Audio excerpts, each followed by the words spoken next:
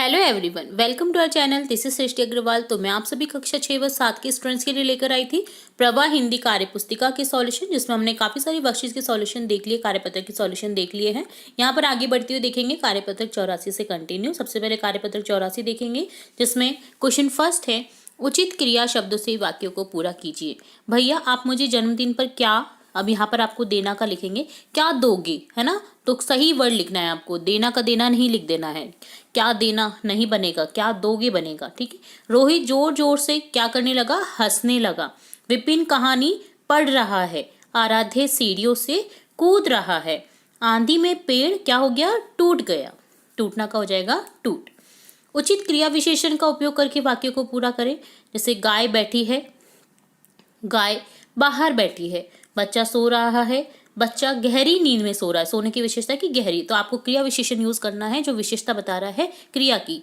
मुझे कुल्फी खानी है, मुझे मलाई वाली कुल्फी खानी। कुल्फी की विशेषता है मलाई वाली। चपरासी ने घंटी बजाई, चपरासी ने जोर से घंटी बजाई।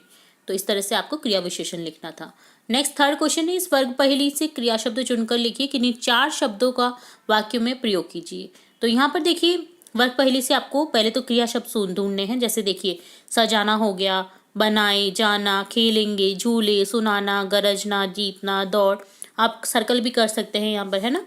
तो ये सभी क्या है, क्रिया शब्द हैं। अब यहाँ पर वाक्य बनाने हैं 4 शब्दों का यूज करके। जैसे कोई भी आप 4 शब्द ले लीजिए, उनके वाक्य बना दीजिए। जैसे रवीना ने दीपक जलाकर पूरे घर को सजा दिया। ये सजाना हो गया, ठीक है। सुरेश और महेश कल क्रिकेट खेलेंगे, खेलेंगे हो गया। बादलों के गरजने से पक्षी डर जाते हैं, तो ये डरना हो गया, गरजना हो गया, सॉरी, है ना। भारत देश का मान बढ़ाने के लिए क्रिकेटर्स को विश्व कप जीतना पड़ेगा, तो ये जीतना हो गया। तो इस तरह से डन होता है कार्यपत्रक 84। अब देखेंगे कार्यपत्रक 85 का सॉल्यूशन। इसमें एक पद्यांश है जिसे पढ़ना है, प्रश्नों के उत्तर देने हैं। अंबर पर छा जाओ बादल, धरती सरस बनाओ बादल, रिमझिम राग सुनाओ बादल, नाचो बादल गाओ बादल, तुम जल की भरपूर खजाने, युग युग से जाने पहचाने, कालिदास के मेघदूत तुम, वर्षा ऋतु के अग्रदूत तुम। तो यहाँ बात हो रही है बादल की। अंबर यानी आसमान, आसमान पर छा जाते हैं बादल, और धरती को क्या बनाते हैं, रस के साथ। सरस का अर्थ होता है रस के साथ, क्योंकि धरती पर जब पानी बरसेगा तभी खेती होगी, और खेती होगी तभी तो धरती हरी हरी भरी होगी और पेड़ पौधे उगेंगे, है ना। अंबर पर छा जाओ बादल, इसका अर्थ है धरती सरस बनाओ बादल। देन है रिमझिम राग सुनाओ बादल, तो बादल की कैसी राग सुनती रहते हैं ना हम, गरजते रहते हैं बादल, और उसके कारण मोर भी नाचते हैं।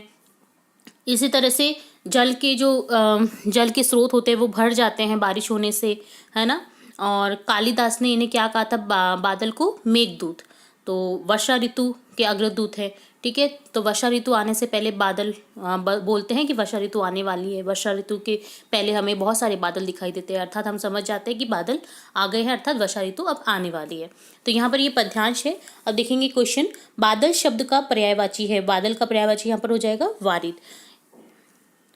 तो आपको पर्यायवाची की अगर सीरीज देखनी है तो हम हमारे चैनल पर पर्यायवाची की सीरीज भी अपलोड कर रहे हैं, तो आप जरूर से देखिए हमारी पर्यायवाची की सीरीज, ताकि आपको काफ़ी सारे पर्यायवाची एक साथ लर्न हो जाए। और हम इंपॉर्टेंट पर्यायवाची ला रहे हैं, और वीडियो काफ़ी लंबा नहीं बना करके छोटे छोटे पार्ट्स में उन्हें डिवाइड करके ला रहे हैं, ताकि आपको सभी की पर्यायवाची समझ में आ जाए। तो एक बार हमारे चैनल पर चेकआउट जरूर करें पर्यायवाची को। सरस में स उपसर्ग लगा है, आप भी स उपसर्ग लगाकर 4 शब्द बनाइए। तो स उपसर्ग लगाकर, जैसे सकल हो गया, सतह हो गया, सपरिवार हो गया, सनात हो गया।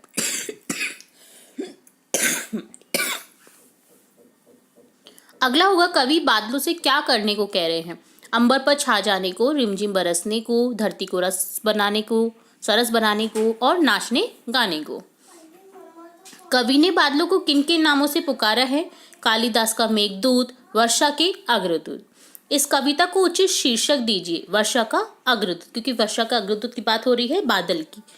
रिक्त स्थानों की पूर्ति उचित भरकर कीजिए, तो आपको रिक्त स्थानों की पूर्ति करनी है। जैसे तुम जल की रिक्त स्थान खजाने, तो यहाँ पर आपको भरना है भरपूर, तुम जल के भरपूर खजाने, युग युग से जाने पहचाने। यहाँ पर क्या आ जाएगा, युग युग। कवि कालिदास ने बादलों से संबंधित कौन सी पुस्तक लिखी है, तो कवि कालिदास की पुस्तक है मेघदूत, जिसमें उन्होंने बादलों को संबोधित करते हुए कहा है, उन्हें मेघदूत कहा है। तो इस तरह से डन होता है आपका ये कार्यपत्रक 85 का सॉल्यूशन, 85 का सॉल्यूशन। अब देखेंगे आकलन पत्रक 15 का सॉल्यूशन, 15 का सॉल्यूशन। तो यहाँ देखिए क्वेश्चन है, गद्यांश को ध्यानपूर्वक पढ़ करके लिखे प्रश्नों के उत्तर देने हैं आपको। यहाँ पर एक गद्यांश दे रखा है जिसे पढ़ेंगे हम और दिए गए प्रश्नों के उत्तर देने। तो सबसे पहले रीड करेंगे हम इस गद्यांश को। एक दिन 3 साल का बालक अपने पिताजी का वर्कशॉप में खेल रहा था। खेलते खेलते अपने पिताजी के रखे हुए नुकीले औजारों पर जा गिरा। उसकी दोनों आंखों में चोट आ गई, जिससे उसे दिखाई देना बंद हो गया। यह बालक पढ़ना चाहता था, किंतु उस समय दृष्टिहीन लोगों केवल उभरे हुए अक्षरों की ही पहचान कर सकते थे। 12 बिंदु वाला तरीका भी था। वह बालक सरल विधि की खोज में जुट गया और उसने एक दिन 6 बिंदुओं वाली लिपि की खोज कर ली। इस बालक का नाम लुईस ब्रेल था। उन्हीं के आधार पर इस ब्रेल लिपि का जो नाम है वो पड़ा है। आज पूरे विश्व में ब्रेल लिपि दृष्टिहीन लोगों को पढ़ा लिखा कर नया जीवन दे रही है और दिया है। तो वहाँ पर उस बालक ने अपनी ना दिखने की एक अलग पहचान बनाई और उसने जो ना दिखने वालों के लिए है वो लिपि ढूंढ निकाली और जिसे नाम दिया गया ब्रेल लिपि, जो कि दृष्टिहीन को पढ़ा करके उनका भविष्य संवार रही है। तो यहाँ पर एक गद्यांश है लुईस ब्रेल के ऊपर।